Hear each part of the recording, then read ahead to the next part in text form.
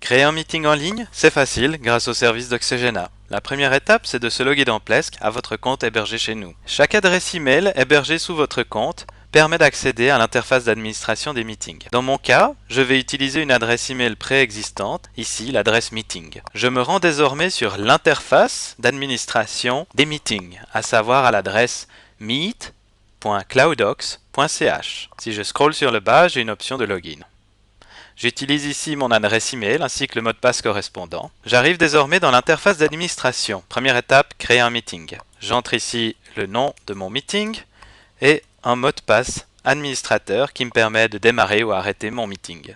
Le meeting room est confirmé et créé. Si je vais voir la liste des meetings, je vois mon meeting ici, test, ainsi qu'un meeting token. Ce code est très important. Il s'agit du code que vous devrez partager avec toutes les personnes qui doivent se connecter au meeting. Je vais le copier en mémoire. Je clique sur Join pour démarrer mon meeting. Afin de pouvoir discuter via le meeting, vous devez connecter votre microphone à l'Audio Bridge.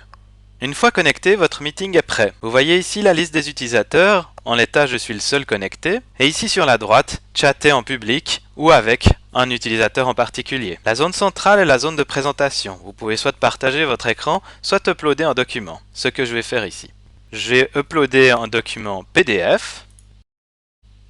Le document apparaît à l'écran et est désormais visible par tous les visiteurs qui vont se connecter à votre meeting. Chaque participant verra la même version que vous du document, ainsi que la même page sur laquelle vous êtes actuellement en utilisant les sliders, ici au bas de l'écran de présentation.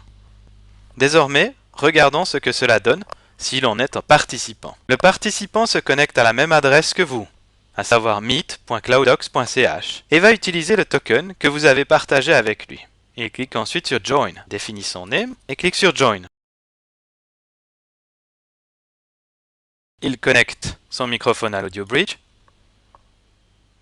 Et désormais, il a accès à la même interface que vous, en mode participant, à savoir qu'il voit le même écran, et il peut chatter en public avec vous et voir quelle est la liste des autres participants. Merci et bon meeting!